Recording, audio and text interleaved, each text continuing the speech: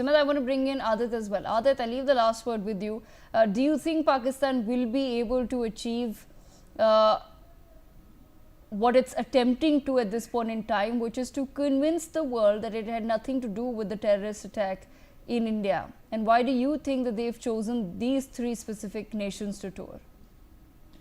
You asked the same question to Sumit, and the immediate thought that came to me is a scene from a Govinda movie where Prem Chopra is saying "Nanga nahayega kya, nichodega kya." So that is why it's only three nations instead of the 33, because they really have no monies to pay even their diplomats, their bureaucrats sitting abroad, and which is why it's only three nations. Pakistan is a country which, as Ambassador Kapoor has highlighted, is a country which glorifies Osama bin Laden as a martyr. It shelters the world's most dangerous, most wanted terrorists. What are you going to speak to the world about? Where is the message of peace? India has gone with a clear-cut plan where they are basically demonstrating that we are the first casualties of Pakistan-sponsored terrorism, and we have been so for the last 50 years.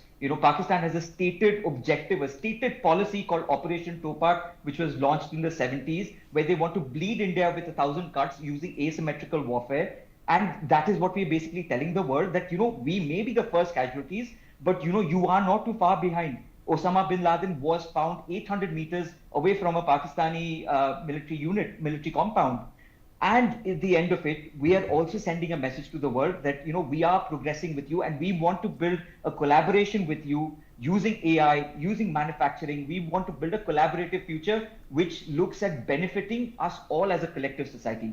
What is the message that the Pakistani delegation is going to send to the world about Hizbul Mujahideen and Lashkar-e-Toiba? And, it's going to be very predictable to see Bilawal Bhutto, speak about Narendra Modi as the butcher of Gujarat. I want the Indian media to highlight this. Bilawal Bhutto himself is a son of the butcher of Kashmir. He is the grandson of the butcher of Bangladesh, where 5 million Bangladeshis were brutally killed. 30 million Bangladeshi women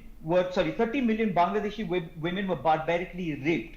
So, this kind of hypocrisy has to be called out, not only just by the Indian media, but also that by the global media. And I hope that the global media takes this into account and asks Bilawal Bhutto all of these compelling questions when he dares to call the Prime Minister of India the butcher of Gujarat. Devika.